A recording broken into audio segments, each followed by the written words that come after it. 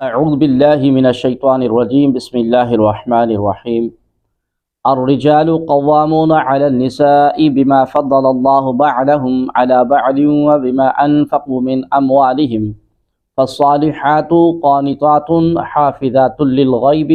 بما حفظ اللہ واللاتی تخافون نشوزهن فعظوهن واہجروهن فی المضاجع واضربوهن فإن أطعنكم فلا تبتغوا علیہن سبیلا ان اللہ کان علیا کبیرا۔ مرد عورتوں پر نگہبان ہیں اس وجہ سے کہ اللہ نے ان میں ایک کو دوسرے پر فضیلت دی،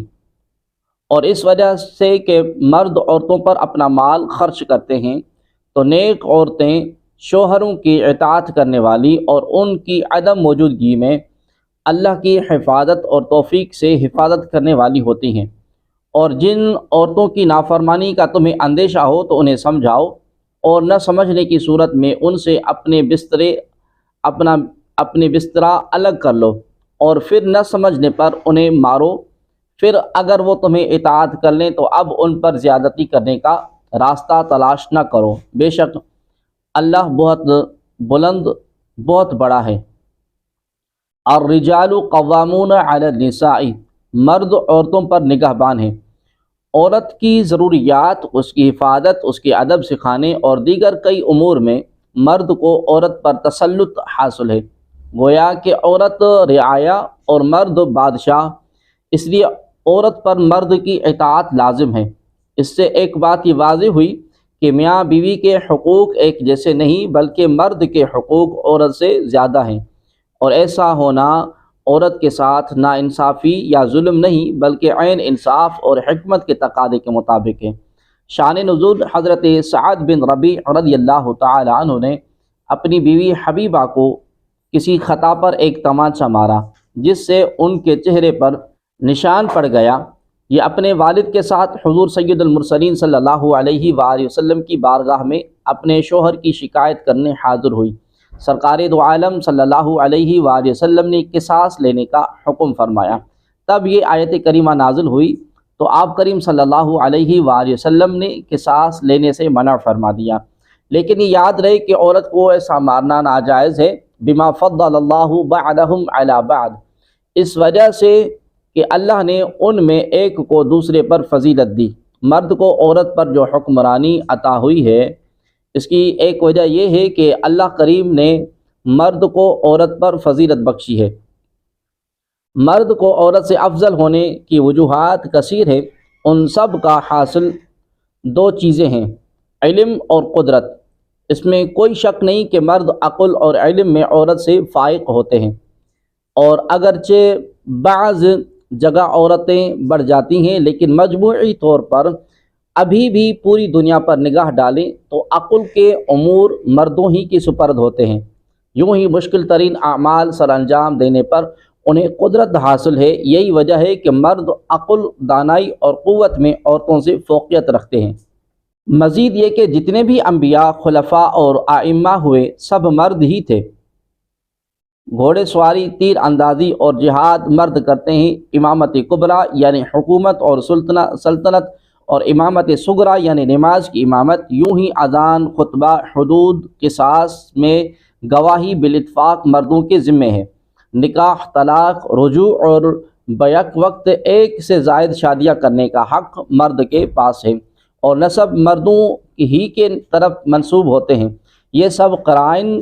مرد کے عورت سے افضل ہونے پر دلالت کرتے ہیں۔ مردوں کی عورتوں پر حکمرانی کی دوسری وجہ یہ ہے کہ مرد عورتوں پر مہر اور نان نفقہ کی صورت میں اپنا مال خرچ کرتے ہیں، اس لیے ان پر حاکم ہیں۔ خیال رہے کہ مجموعی طور پر جنس مرد جنس عورت سے افضل ہے، نہ کہ ہر مرد ہر عورت سے افضل۔ بعض عورتیں علم اور دانائی میں کئی مردوں سے زیادہ ہیں، جیسے ام المؤمنین حضرت عائشہ صدیقہ رضی اللہ تعالی عنہا۔ ہم جیسے لاکھ مرد ان کی نعلین کے خاک کے برابر بھی نہیں۔ یوں ہی صحابیہ عورتیں غیر صحابی بڑے بڑے بزرگوں سے افضل ہیں۔ فالصالحات، نیک عورتیں، نیک اور پارسا عورتوں کے اوصاف بیان فرمائے جا رہے ہیں کہ جب ان کے شوہر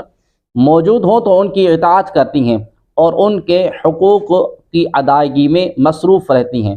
اور شوہر کی نافرمانی سے بچتی ہیں، اور جب موجود نہ ہوں تو اللہ تبارک و تعالیٰ کے فضل سے ان کے مال اور عزت کی حفاظت کرتی ہیں۔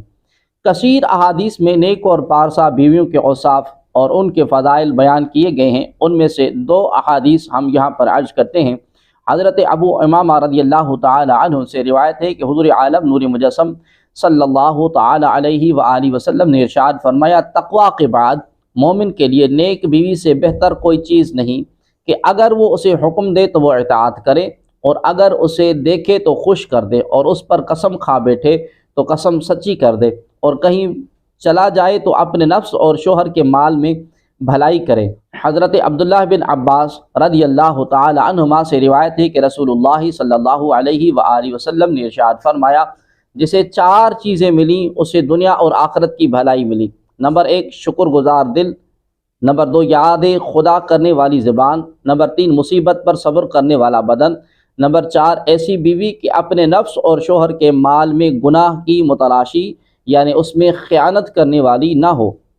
نکاح کے لیے انتخاب کے وقت اس کی دینداری دیکھ لی جائے اور دین والی کو ترجیح دی جائے۔ جو لوگ عورت کا صرف حسن یا مالداری یا عزت اور منصب پیش نظر رکھتے ہیں وہ اس حدیث پر غور کر لیں۔ حضرت انس رضی اللہ تعالی عنہ سے روایت ہے کہ سرکار دو عالم نور مجسم صلی اللہ علیہ وآلہ وسلم نے ارشاد فرمایا، جو کسی عورت سے اس کی عزت کے سبب نکاح کرے اللہ تبارک و تعالی اس کی ذلت میں زیادتی کرے گا۔ جو کسی عورت سے اس کے مال کی وجہ سے نکاح کرے گا اللہ تبارک و تعالی اس کی محتاجی بڑھائے گا۔ جو اس کے حسب خاندانی مرتبے کے سبب نکاح کرے گا تو اللہ تبارک و تعالی اس کے کمینہ پن میں زیادتی کرے گا۔ واللاتی تخافون نشوزہن، اور جن عورتوں کی نافرمانی کا تمہیں ڈر ہو۔ اس آیت میں نافرمان عورت کی اصلاح کا طریقہ بڑے احسن پیرائے میں بیان فرمایا گیا۔ سب سے پہلے نافرمان بیوی کو اپنی اطاعت کے فوائد اور نافرمانی کے نقصانات بتاؤ، نیز قرآن و حدیث میں اس تعلق سے منقول فضائل اور وعیدیں بتا کر سمجھاؤ۔ اگر اس کے بعد بھی نہ مانے تو ان سے اپنے بستر الگ کر لو، پھر نہ مانے تو مناسب انداز میں انہیں مارو۔ اس مار سے مراد ہے کہ ہاتھ یا مسواک جیسی چیز سے چہرے اور ناک نازک اعضاء کے علاوہ دیگر بدن پر 1-2 ضربیں لگا دیں۔ وہ مار مراد نہیں جو ہمارے ہاں رائج ہے کہ چہرے اور سارے بدن پر مارتے ہیں، مکوں گھونسوں اور لاتوں سے پیٹتے ہیں، ڈنڈا یا جو کچھ ہاتھ میں آئے اسے مارتے ہیں اور لہو لہان کر دیتے ہیں۔ یہ سب حرام، ناجائز اور گناہ کبیرہ اور پرلے درجے کی جہالت اور کمینگی ہے۔ عورت اور مرد دونوں کو چاہیے کہ وہ ایک دوسرے کے حقوق کا لحاظ رکھیں۔ اس سلسلے میں 5 احادیث ہم یہاں پر عرض کرتے ہیں۔ حضرت عمر بن احوص رضی اللہ تعالی عنہ سے روایت ہے کہ حضور کریم صلی اللہ علیہ وآلہ وسلم نے ارشاد فرمایا، میں تمہیں عورتوں کے حق میں بھلائی کی وصیت کرتا ہوں، وہ تمہارے پاس مقید ہیں، تم ان کی کسی چیز کے مالک نہیں ہو، البتہ یہ کہ وہ کھلم کھلا بے حیائی کے مرتکب ہوں۔ اگر وہ ایسا کرے تو انہیں بستروں میں علیحدہ چھوڑ دو، اگر نہ مانے تو ہلکی مارو، پس اگر وہ تمہاری بات مان لیں تو ان کے خلاف کوئی راستہ تلاش نہ کرو۔ تمہاری عورتوں پر اور عورتوں کے تمہارے ذمے کچھ حقوق ہیں۔ تمہارا حق یہ ہے کہ وہ تمہارے بستروں کو تمہاری ناپسندیدہ لوگوں سے پامال نہ کرائیں اور ایسے لوگوں کو تمہارے گھروں میں نہ آنے دیں جنہیں تم ناپسند کرتے ہو۔ تمہارے ذمے ان کا حق یہ ہے کہ ان سے بھلائی کرو، عمدہ لباس اور اچھی غذا دو۔ حضرت معاذ بن جبل رضی اللہ تعالی عنہ سے روایت ہے کہ سرکار دو عالم نور مجسم صلی اللہ تعالی علیہ وآلہ وسلم نے ارشاد فرمایا، جب عورت اپنے شوہر کو دنیا میں ایذا دیتی ہے تو حور عین کہتی ہے، خدا تبارک و تعالی تجھے قتل کرے،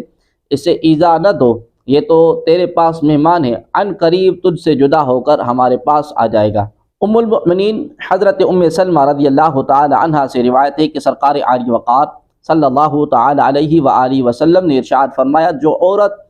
اس حال میں مرے کہ اس کا شوہر اس پر راضی تھا وہ جنت میں داخل ہوگی۔ حضرت ابو ہریرہ رضی اللہ تعالی عنہ سے مروی ہے کہ سرکار دو عالم نور مجسم صلی اللہ تعالی علیہ وآلہ وسلم نے ارشاد فرمایا، میں تمہیں عورتوں کے بارے میں بھلائی کرنے کی وصیت کرتا ہوں، تم میری اس وصیت کو قبول کر لو۔ وہ پسلی سے پیدا کی گئی ہیں اور پسلیوں میں سے زیادہ ٹیڑھی اور اوپر والی ہیں۔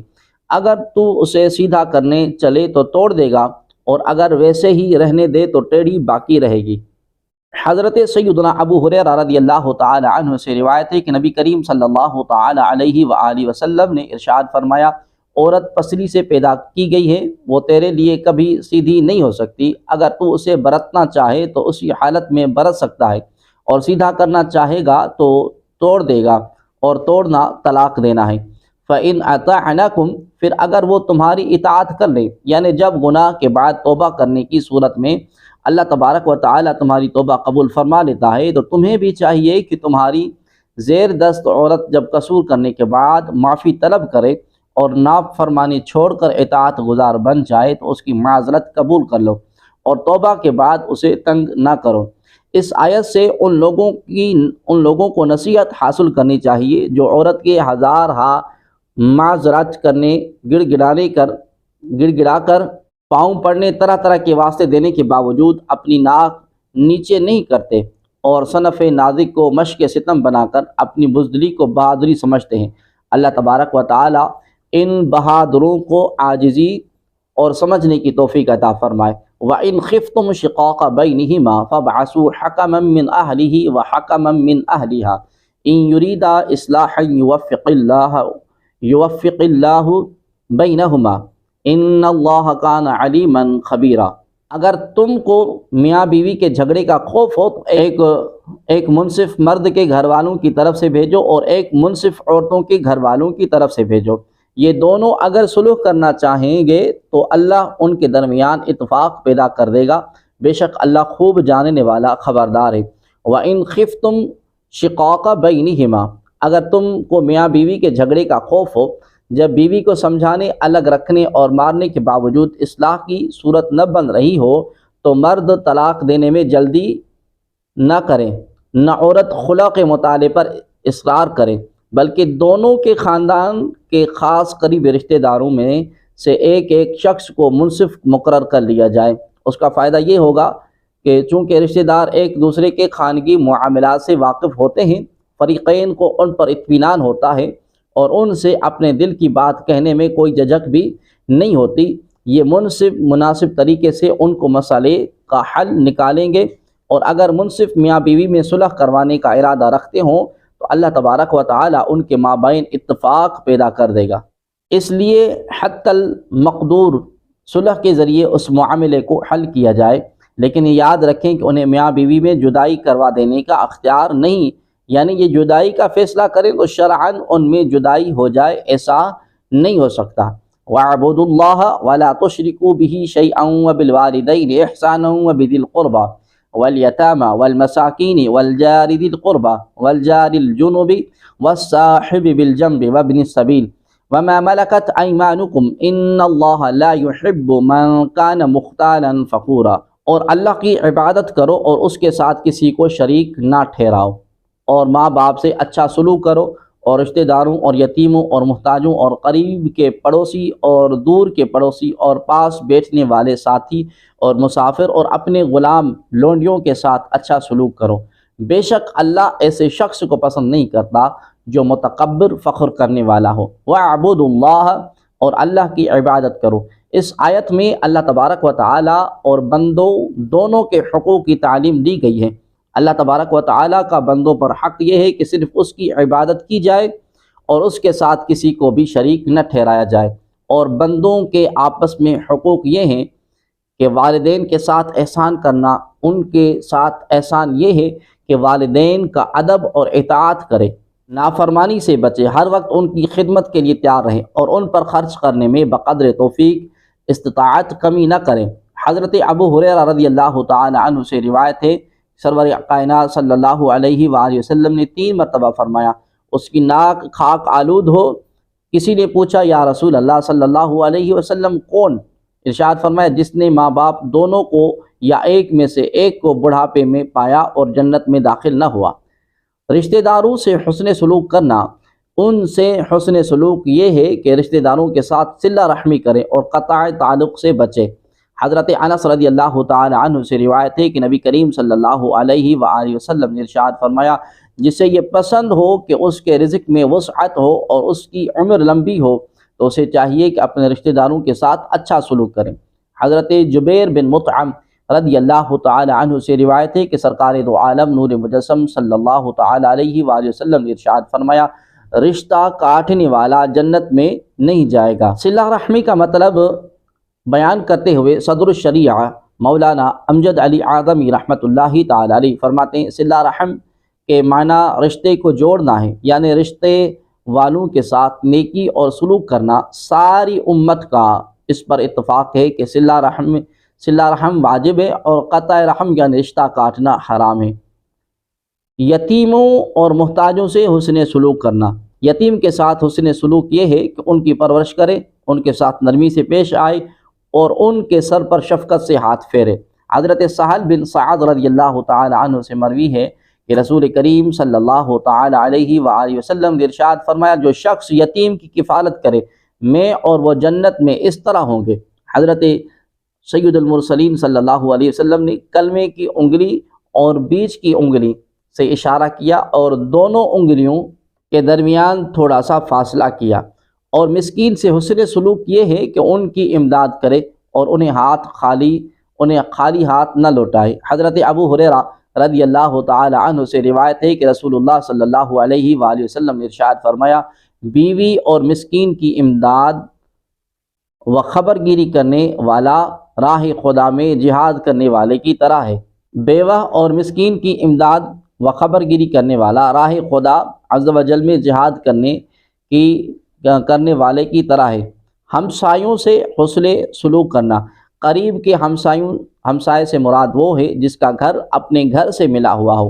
اور دور کے ہمسائے سے مراد وہ ہے جو محلے دار تو ہوں مگر اس کا گھر اپنے گھر سے ملا ہوا نہ ہو، یا جو پڑوسی بھی ہو اور رشتہ دار بھی ہو وہ قریب کا ہمسایہ ہے، اور وہ جو صرف پڑوسی ہو رشتہ دار نہ ہو تو وہ دور کا ہمسایہ ہے، یا جو پڑوسی بھی ہو اور مسلمان بھی وہ قریب کا ہمسایہ، اور جو صرف پڑوسی ہو مسلمان نہ ہو تو وہ دور کا ہمسایہ ہے۔ ام المؤمنین حضرت اما عائشہ صدیقہ رضی اللہ تعالی عنہا سے روایت ہے کہ تاجدار رسالت صلی اللہ علیہ وآلہ وسلم نے ارشاد فرمایا، جبریل علیہ السلام مجھے پڑوسی کے متعلق برابر وصیت کرتے رہے، یہاں تک کہ مجھے گمان ہوا کہ پڑوسی کو وارث بنا دیں گے۔ پاس بیٹھنے والوں سے حسن سلوک کرنا، اس سے مراد بیوی ہے یا جو صحبت میں رہے، جیسے رفیق سفر، ساتھ پڑھنے والا، یا مجلس اور مسجد میں برابر بیٹھنے، حتیٰ کہ لمحہ بھر کے لیے بھی جو پاس بیٹھے اس کے ساتھ بھی حسن سلوک کا حکم ہے۔ مسافر کے ساتھ حسن سلوک کرنا، اس میں مہمان بھی داخل ہے۔ حضرت ابو ہریرہ رضی اللہ تعالی عنہ سے روایت ہے کہ نبی کریم صلی اللہ علیہ وآلہ وسلم نے ارشاد فرمایا، جو شخص اللہ تبارک و تعالی اور روز قیامت پر ایمان رکھتا ہے وہ مہمان کا اکرام کرے۔ لونڈی غلام کے ساتھ حسن سلوک کرنا، ان سے حسن سلوک یہ ہے کہ انہیں ان کی طاقت سے زیادہ تکلیف نہ دے، سخت کلامی نہ کریں اور کھانا کپڑا وغیرہ بقدر ضرورت دے۔ حدیث میں ہے کہ حضور سید المرسلین صلی اللہ تعالی علیہ وآلہ وسلم نے ارشاد فرمایا، غلام تمہارے بھائی ہیں، اللہ تعالیٰ نے انہیں تمہارے ماتحت کیا ہے، جو تم کھاتے ہو اس میں سے انہیں کھلاؤ، جو لباس تم پہنتے ہو ویسا ہی انہیں پہناؤ، اور ان کی اطاعت سے زیادہ ان پر بوجھ نہ ڈالو، اور اگر ایسا ہو تو تم بھی ساتھ میں ان کی مدد کرو۔ ان اللہ لا يحب من کان مختالا فخورا، بے شک اللہ ایسے شخص کو پسند نہیں کرتا جو متکبر فخر کرنے والا ہو۔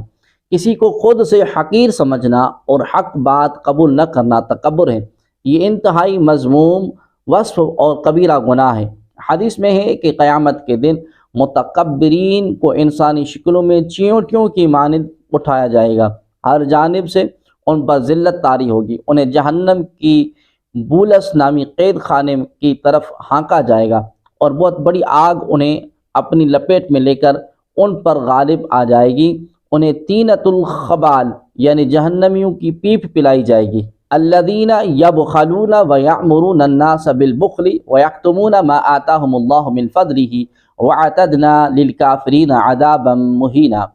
وہ لوگ جو خود بخل کرتے ہیں اور دیگر لوگوں کو بخل کا کہتے ہیں، اور اللہ نے جو انہیں اپنے فضل سے دیا ہے اسے چھپاتے ہیں، ان کے لیے شدید وعید ہے، اور کافروں کے لیے ہم نے ذلت کا عذاب تیار کر رکھا ہے۔ الذین یبخلون، وہ لوگ جو خود بخل کرتے ہیں۔ لغت عرب میں بخل سے مراد یہ ہے کہ اللہ تعالیٰ نے اپنے فضل سے جو مال دیا اس میں سے سائل کو نہ دینا، اور بخل کی شرعی تعریف یہ ہے کہ جو چیز ذمہ میں واجب ہو اسے ادا نہ کرنا۔ اور صدر الافاضل مولانا نعیم الدین مراد آبادی رحمۃ اللہ تعالی علیہ فرماتے ہیں کہ بخل یہ ہے کہ خود کھائے دوسروں کو نہ دے، شح یہ ہے کہ نہ کھائے نہ کھلائے، سخا یہ ہے کہ خود بھی کھائے اور دوسروں کو بھی کھلائے، جود یہ ہے کہ آپ نہ کھائے دوسروں کو کھلائے۔ یہاں بخل سے مراد یہ ہے کہ نبی کریم صلی اللہ علیہ وآلہ وسلم کے توریت میں مذکور اوصاف بیان کرنے میں بخل کرنا اور اس کا حکم دینا۔ شان نزول، یہ آیت ان یہودیوں کے بارے میں نازل ہوئی جو توریت میں مذکور سید المرسلین صلی اللہ تعالی علیہ وآلہ وسلم کے اوصاف بیان کرنے میں بخل کرتے اور چھپاتے تھے۔ ایک قول یہ ہے کہ اس سے مراد مال خرچ کرنے میں بخل کرنا ہے۔ حضرت ابو سعید خدری رضی اللہ تعالی عنہ سے روایت ہے کہ سرکار دو عالم صلی اللہ علیہ وآلہ وسلم نے ارشاد فرمایا، دو خصلتیں کسی مومن میں جمع نہیں ہو سکتی، ایک بخل اور بدخلقی۔ اس موجودہ زمانے کے ان علماء کو عبرت حاصل کرنی چاہیے جو حضور اقدس صلی اللہ علیہ وآلہ وسلم کے اوصاف حمیدہ خود بھی بیان نہیں کرتے اور بیان کرنے والوں کو بھی طرح طرح کے حیلے بہانے کر کے روکنے کی کوشش کرتے ہیں۔ بخل کے بارے میں کافی تفصیل سورہ آل عمران آیت نمبر 180 میں گزر چکی ہے۔ وَيَكْتُمُونَ مَا آتَاهُمُ اللَّهُ مِنْ فَضْلِهِ، اور اللہ نے جو انہیں اپنے فضل سے دیا اسے چھپاتے ہیں۔ اللہ تبارک و تعالی جو نعمت عطا فرمائے اسے اچھی نیت کے ساتھ موقع محل کی مناسبت سے حکمت کو سامنے رکھتے ہوئے ظاہر کرنا چاہیے۔ حضرت ابو الاحوص رضی اللہ تعالی عنہ فرماتے ہیں، میرے والد پر گندہ بال اور ناپسندیدہ ہیبت میں سرکار عالی وقار صلی اللہ علیہ وآلہ وسلم کی بارگاہ میں حاضر ہوئے تو آپ کریم صلی اللہ علیہ وآلہ وسلم نے ارشاد فرمایا، کیا تیرے پاس مال نہیں؟ عرض کی، یا رسول اللہ صلی اللہ علیہ وسلم، مجھے اللہ تبارک و تعالی نے ہر طرح کا مال عطا فرمایا ہے۔ ارشاد فرمایا، اللہ تعالیٰ بندے کو جب کوئی نعمت عطا فرمائے تو اس کا اثر بندے پر دیکھنا پسند فرماتا ہے۔ اللہ تبارک و تعالیٰ کی نعمت کا اظہار اخلاص کے ساتھ ہو تو یہ بھی شکر ہے، اور اس لیے آدمی کو اپنی حیثیت کے لائق جائز لباسوں میں بہتر پہننا مستحب ہے۔ والذین ينفقون اموالهم رئاء الناس ولا يؤمنون باللہ ولا بالیوم الآخر ومن یکن الشیطان له قرینا فساء قرینا، اور وہ لوگ جو اپنے مال لوگوں کے دکھاوے کے لیے خرچ کرتے ہیں اور نہ اللہ پر ایمان لاتے ہیں اور نہ آخرت کے دن پر، تو ان کے لیے شدید وعید ہے، اور جس کا ساتھی شیطان بن جائے تو کتنا برا ساتھی ہو گیا۔ والذین ينفقون اموالهم رئاء الناس، اور وہ لوگ جو اپنے مالوں کو دکھاوے کے لیے خرچ کرتے ہیں۔ بخل کی برائی بیان فرمانے کے بعد اب ان لوگوں کے بارے میں بتایا جا رہا ہے جو محض دکھاوے اور شہرت کے لیے مال خرچ کرتے ہیں، اور اللہ تبارک و تعالیٰ کی رضا کا حصول ان کا مقصد نہیں ہوتا۔ یہ بھی اس حکم میں داخل ہیں جو اوپر پہلے ہم نے عرض کیا۔ اس سے ان لوگوں کی عبرت پکڑنی چاہیے جو نیک کاموں میں لاکھوں روپے خرچ کرتے ہیں لیکن مقصد صرف واہ واہ کرنا ہوتا ہے، بکثرت خیرات کرتے ہیں لیکن ساتھ ہی یہ شرط رکھتے ہیں کہ اخبار میں خبر اور تصویر ضرور آنی چاہیے۔ اسی طرح شادیوں کے فضول رسومات میں لاکھوں روپے اڑا دینے والے بھی عبرت حاصل کریں جو صرف اس لیے رسمیں کرتے ہیں کہ اگر یہ رسمیں بھرپور انداز میں نہ کی گئی تو لوگ کیا کہیں گے، فلاں نے اتنا خرچ کیا تھا میں کیوں پیچھے رہوں وغیرہ۔ حضرت محمود بن لبید رضی اللہ تعالی عنہ سے روایت ہے کہ تاجدار رسالت صلی اللہ علیہ وآلہ وسلم نے ارشاد فرمایا، مجھے تم پر سب سے زیادہ شرک اصغر یعنی دکھاوے میں مبتلا ہونے کا خوف ہے۔ اللہ تبارک و تعالی قیامت کے دن کچھ لوگوں کو ان کے حساب کے وقت ارشاد فرمائے گا کہ ان لوگوں کے پاس جاؤ جن کے لیے دنیا میں تم دکھاوا کرتے تھے، اور دیکھو کہ کیا تم ان کے پاس کوئی جزا پاتے ہو۔ حضرت عبداللہ بن عباس رضی اللہ تعالی عنہما سے روایت ہے کہ رسول اکرم صلی اللہ علیہ وآلہ وسلم نے ارشاد فرمایا، بے شک جہنم میں ایک وادی ہے جس سے جہنم روزانہ 400 مرتبہ پناہ مانگتی ہے۔ اللہ تعالیٰ نے یہ وادی امت محمدیہ کے ان ریاکاروں کے لیے تیار کی ہے جو قرآن پاک کے حافظ، راہ خدا میں صدقہ کرنے والے، اللہ تعالیٰ کے گھر کے حاجی اور راہ خدا عز و جل میں نکلنے والے ہوں گے، لیکن یہ سارے کام صرف ریاکاری کے لیے کر رہے ہوں گے۔ وَمَن يَكُنِ الشَّيْطَانُ لَهُ قَرِينًا، اور جس کا ساتھی شیطان بن جائے۔ دنیا میں شیطان کا ساتھی اس طرح ہوگا کہ وہ شیطانی کام کر کے اسے خوش کرے، کیونکہ جو شیطان کو خوش کرتا ہے شیطان اس کے ساتھ رہتا ہے، حتیٰ کہ کھانے پینے، رات بسر کرنے اور دیگر کئی معاملات میں شریک ہو جاتا ہے۔ اس لیے یہ حکم ہے کہ ہر جائز کام بسم اللہ پڑھ کر شروع کیا جائے تاکہ شیطان کے لیے روک ہو، اور آخرت میں شیطان کا ساتھی ہونا یوں ہوگا کہ وہ ایک شیطان کے ساتھ آتشی زنجیر میں جکڑا ہوگا۔ یہ وعید خاص گناہوں کے ذریعے شیطان کا ساتھی بننے والے کے بارے میں ہے، اور جس کا ساتھی شیطان ہو وہ اپنے انجام پر خود ہی غور کر لے کہ کیسا ہوگا۔ شیطان مختلف انداز سے انسان کو بہکانے اور اللہ تبارک و تعالیٰ کی عبادت اور فرما برداری کرنے سے روکتا ہے۔ جیسے شیطان پہلے انسان کو اللہ تعالیٰ کی اطاعت اور عبادت سے روکتا ہے۔ اگر اللہ تعالیٰ انسان کو شیطان سے محفوظ کر لیتا ہے تو انسان شیطان کو یہ کہہ کر دور کر دیتا ہے کہ مجھے اللہ تعالیٰ کی اطاعت عبادت کی بہت سخت ضرورت ہے، کیونکہ مجھے اس دار فانی سے آخرت کے لیے توشہ اور زاد راہ تیار کرنا بہت ضروری ہے، اس کے بغیر آخرت کا سفر ممکن نہیں۔ جب انسان شیطان کے اس مکر سے بچ جاتا ہے تو شیطان اسے اس طرح بہکانے اور گمراہ کرنے کی کوشش کرتا ہے کہ وہ اسے عبادت کرنے میں کاہلی اور سستی کا حکم دیتا ہے اور کہتا ہے کہ آج رہنے دو، کل کر لینا۔ اگر اللہ تعالیٰ انسان کو اس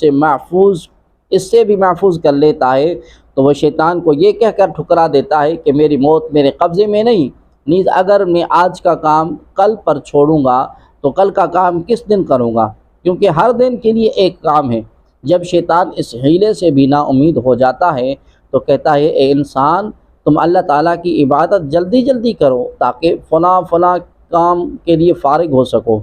اگر اللہ تبارک و تعالیٰ انسان کو اس حیلے سے بھی بچا لے تو انسان شیطان کو یہ کہہ کر دفع کر دیتا ہے کہ تھوڑی اور کامل عبادت زیادہ مگر ناقص عبادت سے کہیں بہتر ہے۔ اگر شیطان اس حیلے میں بھی ناکام اور نامراد ہو جاتا ہے تو وہ انسان کو ریاکاری کے ساتھ عبادت کرنے کی ترغیب دیتا ہے اور اسے ریاکاری میں مبتلا کرنے کی پوری کوشش کرتا ہے۔ اگر انسان اللہ تعالیٰ کی مدد سے اس حیلے سے بھی محفوظ ہو گیا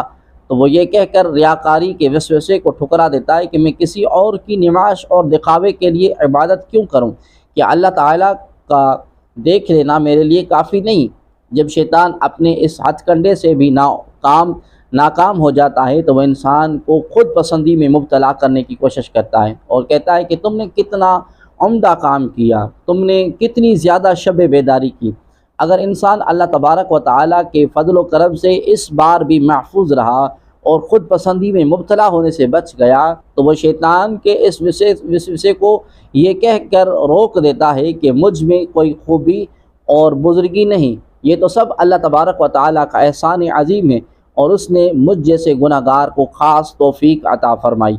اور یہ بھی اس کا فضل ہے کہ اس نے میرے حقیر اور ناقص عبادت کو شرف قبولیت عطا فرمایا۔ اگر اس کا فضل اور کرم شامل حال نہ ہوتا تو میرے گناہوں کے مقابلے میں میری ان عبادتوں کی حیثیت ہی کیا تھی۔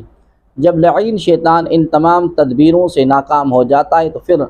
حربہ استعمال کرتا ہے جو سب سے زیادہ خطرناک ہے، اور شیطان کے اس حربے سے بہت عقل مند اور ہوشیار دل شخص کے علاوہ کوئی اور نہیں بچ سکتا۔ چنانچہ شیطان کہتا ہے کہ اے نیک بخت انسان، تم لوگوں سے چھپ چھپ کر نیکیاں کرنے میں کوشاں ہو، اور اللہ تعالیٰ تمہاری ان نیکیوں کو عن قریب تمام لوگوں میں مشہور کر دے گا، تو لوگ تمہیں اللہ تبارک و تعالیٰ کا مقرب بندہ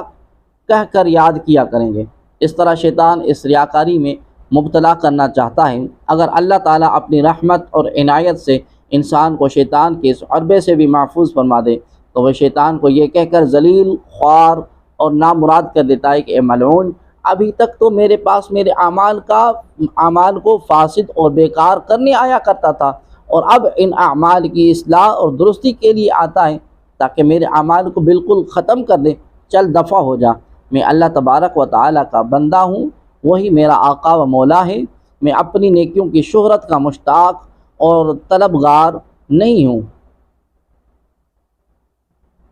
میرا پروردگار چاہے میرے اعمال ظاہر اور مشہور کر دے، چاہے پوشیدہ رکھے، چاہے مجھے عزت اور مرتبہ عطا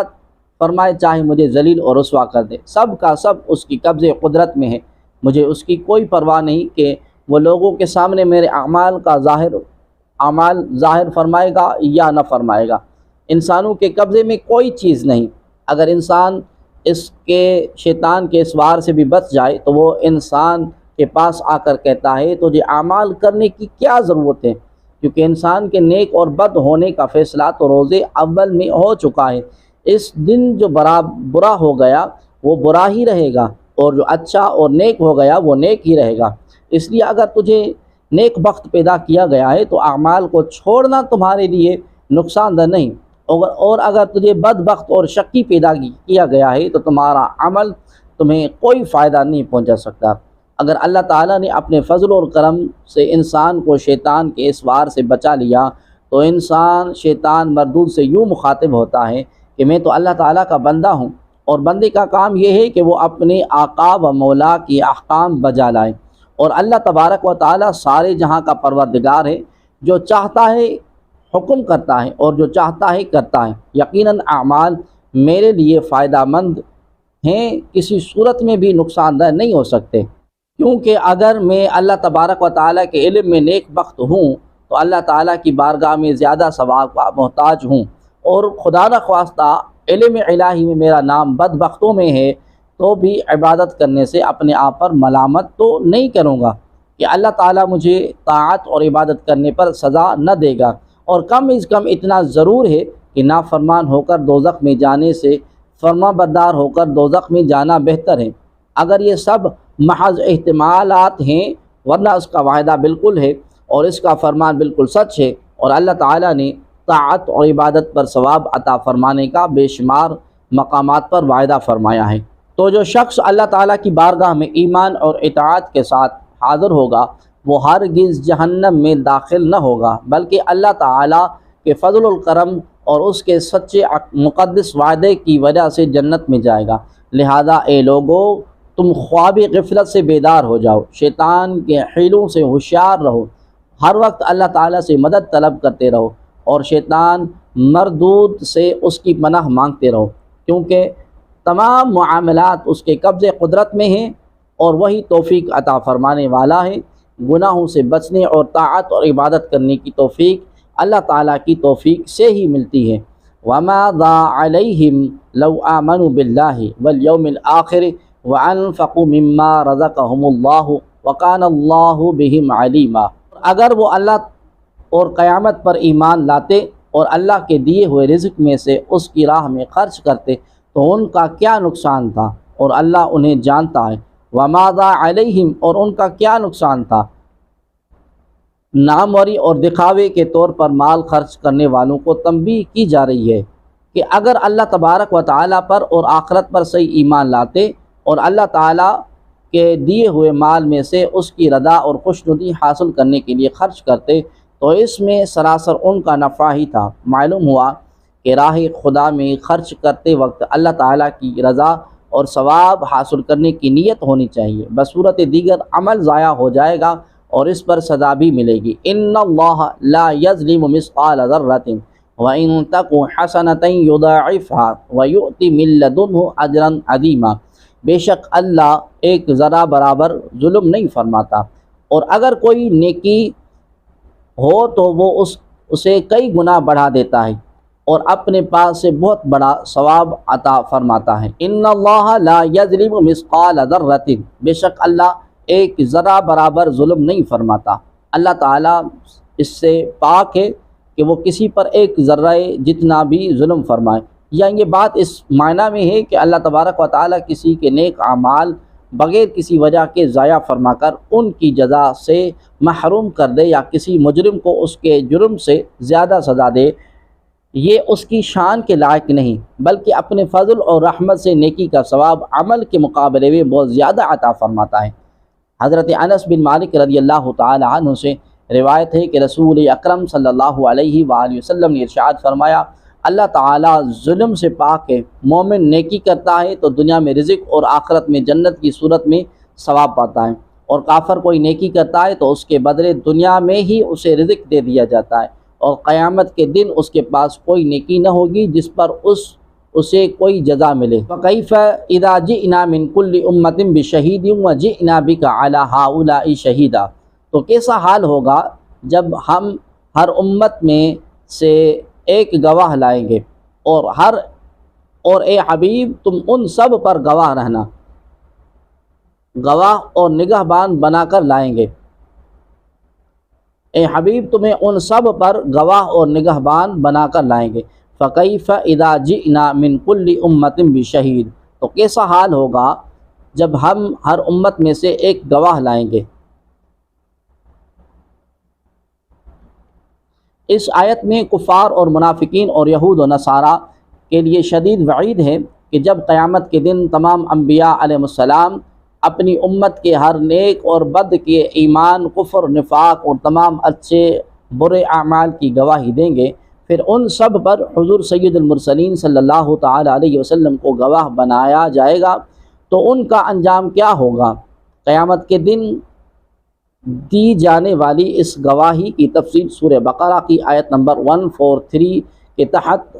گزر چکی ہے۔ یومئذ یود الذین کفروا وعصوا الرسول لو تسوی بہم الارض ولا یکتمون اللہ حدیثا، اس دن کفار اور رسول کی نافرمانی کرنے والے تمنا کریں گے کہ کاش انہیں مٹی میں دبا کر زمین برابر کر دی جائے، اور وہ کوئی بات اللہ سے چھپا نہ سکیں گے۔ یومئذ یود الذین کفروا، اس دن کافر تمنا کریں گے۔ قیامت کے دن کی ہولناکی اور اپنے اعمال کا بدلہ دیکھ کر کفار تمنا کریں گے کہ کاش ہمیں پیدا ہی نہ کیا گیا ہوتا، کاش زمین پھٹ جائے اور ہم اس میں دفن ہو جائیں، کاش ہمیں بھی جانوروں کی طرح مٹی کر دیا جاتا۔ پھر جب ان کی خطاؤں پر باز پرسی ہوگی تو قسمیں کھا کر کہیں گے کہ اے ہمارے رب ہم مشرک نہ تھے، تب ان کے منہ پر مہر لگا دی جائے گی، پھر ان کے اعضاء بول اٹھیں گے اور سب اعمال بیان کر دیں گے۔ اس طرح یہ اپنی پوری کوشش کے باوجود اللہ تعالیٰ سے کوئی بات بھی چھپا نہ سکیں گے۔ یہ آیت تو کافروں کے بارے میں نازل ہوئی، لیکن بہرحال دنیا میں تو ہر آدمی کو اللہ تبارک و تعالیٰ کے عذاب سے ڈرنا چاہیے۔ یہی وجہ ہے کہ قیامت کی ہولناکی اور عذاب جہنم کی شدت کی پیش نظر ہمارے اکابر اسلاف اور بزرگان دین بھی تمنا کرتے تھے کہ کاش وہ پیدا ہی نہ ہوئے ہوتے۔ امیر المؤمنین حضرت ابو بکر صدیق رضی اللہ تعالی عنہ نے ایک بار پرندے کو دیکھ کر ارشاد فرمایا، اے پرندے کاش میں تمہاری طرح ہوتا اور مجھے انسان نہ بنایا جاتا۔ امیر المؤمنین حضرت عمر فاروق رضی اللہ تعالی عنہ کا فرمان ہے، میری تمنا ہے کہ میں ایک مینڈھا ہوتا جسے میرے اہل خانہ اپنے مہمانوں کے لیے ذبح کر دیتے۔ حضرت ابو ذر رضی اللہ تعالی عنہ کا قول ہے کہ کاش میں ایک درخت ہوتا جو کاٹ دیا جاتا۔ امیر المؤمنین حضرت عثمان غنی ذی النورین رضی اللہ تعالی عنہ فرمایا کرتے، میں اس بات کو پسند کرتا ہوں کہ مجھے وفات کے بعد نہ اٹھایا جائے۔ حضرت طلحہ حضرت زبیر رضی اللہ تعالی عنہما فرمایا کرتے، کاش ہم پیدا ہی نہ ہوئے ہوتے۔ ام المؤمنین حضرت عائشہ صدیقہ رضی اللہ تعالی عنہ فرمایا کرتی، کاش میں کوئی بھولی بسری چیز ہوتی۔ حضرت عبداللہ بن مسعود رضی اللہ تعالی عنہ فرمایا کرتے، کاش میں راکھ ہوتا۔ یہ کلمات ان ہستیوں کے ہیں جو زبان رسالت سے قطعی جنتی ہونے کی بشارت سے بہرہ مند ہوئے، جبکہ اب کے لوگوں کی حالت یہ ہے کہ عمل ناکام کی کوئی چیز پلے نہیں اور بے حساب مغفرت کا یقین دل میں سجائے بیٹھے ہیں۔ اے کاش ہمیں بھی حقیقی معنوں میں اپنے معنوں میں ایمان پر خاتمے کی فکر، قبر و حشر کی پر ہول لمحات کی تیاری، سوچ، عذاب جہنم سے ڈر اور جبار و قہار رب کا خوف نصیب ہو جائے۔